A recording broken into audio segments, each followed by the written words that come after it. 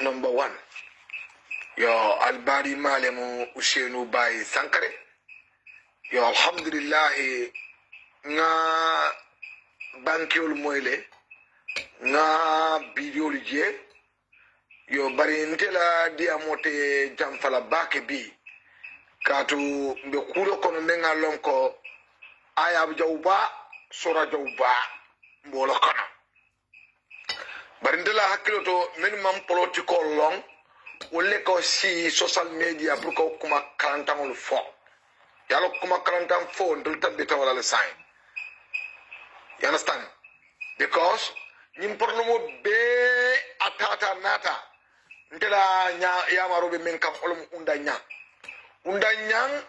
ila KMC nafikiya membe jang ani duku membe jang KMC kono ni ma wuli ye KMC regle ya dada KMC mandada de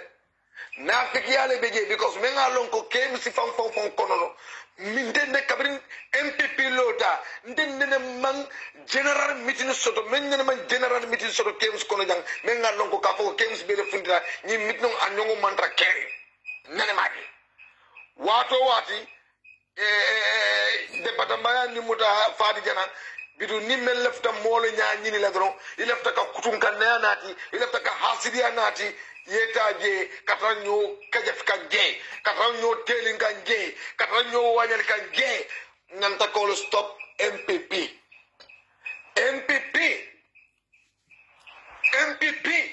ngam nim fale MPP KMC be jam ka telle KMC ma réglé na figel be KMC sulu saji man be jurman KMC kono ani mer botanan blado to inata ina rakafum tol kanjang ni aje really UDP dingo obuka manya tek obuka hasidia man tara sonde mo kono because atayalo no ko atambita menna ndelu nakele jorogol be mulle ndelu nga dikte to kele janne manki dita manke denta ndaw sen ba sankar ya mo ni mbototo diaspora the struggle committee member diaspora mol be alon ne jani moto sanya di molo jang parce mo ne mallo jang sarakul dinkini mallo jang ka foko andu inna ma moto sanka di sarakul lo jang nda abe bodan to ko to jang nde mandra lwasila nde usen ba sankare mandra lwasila nde na korral kono sama na e jonko montara sinandine and I have witness nde la korral sabo membe ngabe sanjang wallahi billahi talla usen dabo la sister wala mun na witness a signo to be sera dabo yamwe yalo alkana mol diamunde kare nyine ke ndolu under my foot amake ntolu ya hake ala place wala kama lafta place wala ni mo lafta place ni lafta député yala ni mel no tira masuko di dimbati wala ye kolongol sing ye fengol ke or that mean o ma min ko ide ol ma ko ile ina place yole wa fima ali nga mali bari yabula ali nga nyon konnande yabula ali nga fasil yabula yamwe ndo ngalo ne membe ken ite ma malu e man sila kanalo media kono kariye nyine ke kariye fenkor ke kariye penker ke COVID-19 na mano mobe olo no mano manke mola mano tide donation lo mo bar donation fonu risin tata mun kama patira toya ye fonu lisin nyini persa barola toyala bor ni o fonu lisin nyini persa barola toyala ni o fonu lisin nata fo memu MPP dingol tol manyanna o ma ila nyanto sotlo ma no kono ba alinga kana nyokundo wanyari nal mam pare ninga ka sote alkana tinna MPP be kala dari kamati alkana tinna MPP abekala dari kamati alinga nafikia bula alinga sulusa yambula alinga sulu nyon konkoro ya bula yala ya demeta no to sulu saji bala bari barola ni man takuna sulu nyon konkoro wala siata andi ni nafiya be totalo be mo MTM setia katu ndenga menilong ase ada man political ngata diaspora sarakulo committee ka menke nyim banko kanja bari nena mallo ka sarakulo kini ni bodo yeta ni am diaspora bangali jangana mobe alonne parce que kan ngelum annene man na Gambia ka foko tenin ten aka membandi MPP la koto sago kono millions la won Alimami Kamara Atlanta presamaro la kanundelo mat aka membondi presamaro la koto millions bara nene manti social media ama nene mo fanam fo ka foko lapta ya fo social media kon Kishima Darame Jafar Darame ol pemu presamaro la kanun keneti bile sita nimbo to ngada aja amital sorna ni wato abe invest kam presamaro la koto Musa Darame la muso e ka fa ko minister of land local government la muso e ka fa Dr. Aja amital ndol ngore je docteur manna nafigiala docteur manna ka tran chupen piko bol koma ndol mo te docteur inyete intellectual docteur inyete kala molati bayde ko dem docteur de ka tran chupen ne nyim piko bol koma fo no be feka fo la ma ni mela bel to shidoro fo no be la kurto farla na betala ndol mo fo docteur sifat ndol men ko man ka docteur la enteno chola menga ka karanta ay famia soto andate kuto adate kuma karandam photo adate musiala kuma kono musola kuma kundangolo kana sike baba katango sandi taworo dingo ide na si social media to ka foko ha ndeka na fendole bondi nyoto ide boka fembondi nyoto e ka fengol le dundi nyoto ide ka fengol le dundi nyoto ndonga nyolo ne falim bailal dolu benu njangi mantra fenna na mantra kembu wafo lo faro sa wolle nata ka join MPP ko be na malibali ay tan la MPP dingol la ntel mu UDP lati United Democracy Party o yolo ben la jato kanale andu ntel UDP olle MPP lo andu ina na UDP nka dingo jela jang ka foko abe anyano natla abe fasiga natla karaka mol tinya amam possible ni bototo ngunu be komaka about ni musundungo Maimuna Sise Dabo nte Hussein Ba Sankare ayelonne ngalonne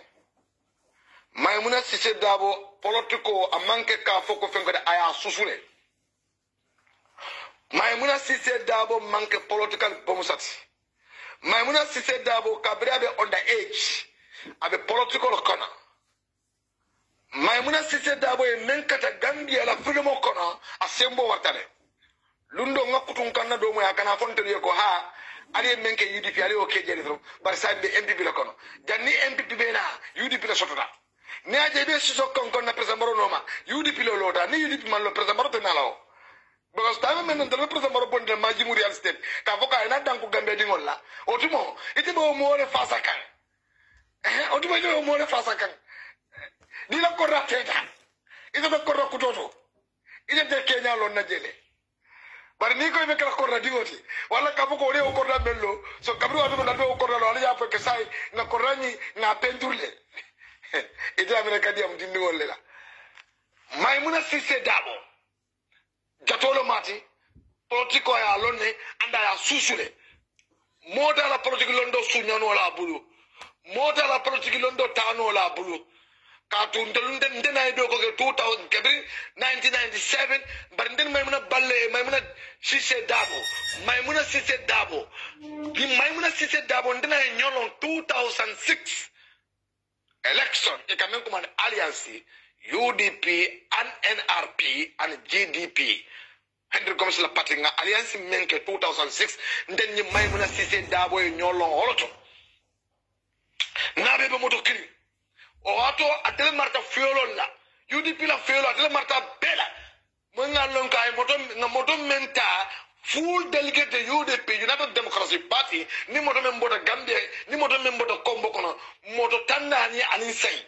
ngame ate Maimuna Sise Dabo atulo benale ninga fanya fo ababala ko Hussein Ba Sankare fanya fo moto tandani ani usay ni wala boto Kombo jang menga lonko na delegate ndedam na moto fula nam moto dobe je vano mo 14% UDP la may ko funo bol la kono yalo fania fola ba fola ko seedo be alkiyama walla so soro be kono di mo to bari nyaadi mo onte lamni Sise man fa be balurne jere fati o bantale bad fenke be janna be balurne salmu be janna be balurne o tum ndel may ko bentel la moto do kono ndela moto do kono ndela gelgel do be kono na sunkutol bulolo kono UDP system do lo kono moto tanani ani sai Maimuna Sise Dabo fo atele o motol be fuel bari ngamen han bututol bututeti annenne man mistake ka yudi pila bututu domo bari andu nakilo kono ate maymuna sise dabo musu jataba musolo mubara asido ko menke ke tannin fulata kenola ni bakanula ibakanu kama bar ni akan ni makanu fana imakanu ndema mo force pour eyeta yemna sise dabo kam kata ala do ko ayo lonne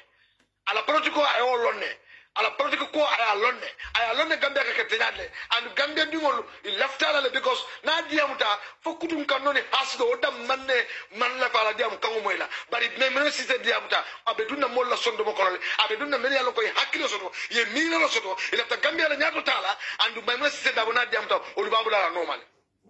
ndol manna jang telin ko mo jang ni men lafta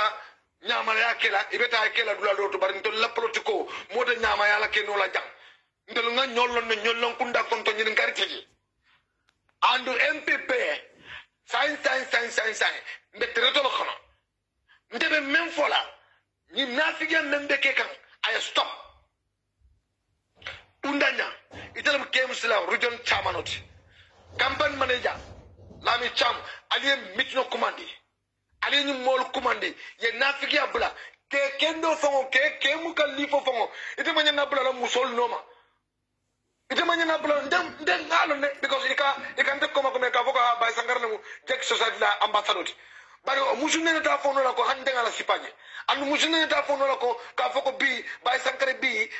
ay dan danyele wala bay sankare nafiki yake no ndal jek society la ambassador yes jek social la ambassador jego la ambassador ndo set ba sankarlo andu jego beta dawda nka visa dila nga lo ne jego kurmo an jego kendo ngebe lon wala nanka foko alkanam ndiam de ndebo sikakafo